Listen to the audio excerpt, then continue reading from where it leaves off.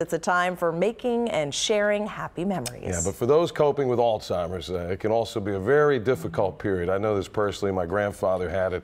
It's something my mother worries about to this day, although she's doing well. But Haley's here with some very helpful information this morning. Yeah. Good morning, guys. So for a family that has someone with Alzheimer's, the holidays can mean hurt feelings when they forget who you are, when they yell at you, or repeatedly ask the same questions. But one family let me in to explain the main ways they handle these harder times of the year.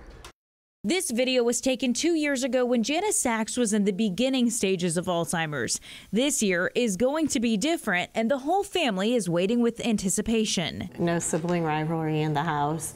You have to... Good luck. You have to keep things down. Kelly's kids were young when their grandma was diagnosed. I don't really remember a time when she wasn't like the way she is. But they understand the disease with open dialogue. You got to step into her world and try to look at what's going on through her eyes. Clinical worker with Houston Methodist Rebecca Axline says their family is doing everything right, but adds a different explanation for families with younger children or are learning about the disease for the first time. 6 to 8 years old, you're just going to be simple about the explanation.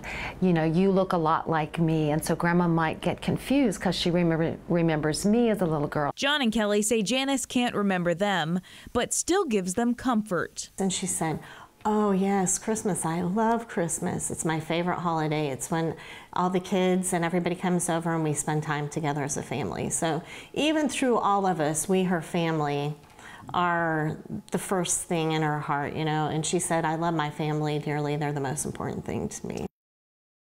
Axline says Alzheimer's patients can have memories from long ago easier than recent memories. She says you can still include family members on holiday tradition by asking them multiple choice questions like, do you like green Christmas trees or sparkly ones?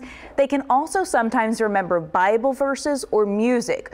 Bible verses, religion, and music are the last part of your brain to be affected by the disease, so you can use that to kind of incorporate them in family traditions this time of year. It's a very, very hard disease to watch people go through, and it's so strange how it all works. Yeah, it almost feels like you're grieving the loss of that person, even though they're right there. Alive, so it can be very difficult. But you know, if you cherish those little moments, like I said, when they remember something or tell you, like, I love my family, they know in their heart that they still love you. Yeah, it's more than just the shell there. There's more going on, and you got to look past it. Now you got some great tips, like you said, the music, religion, things we can focus on. Yeah, exactly.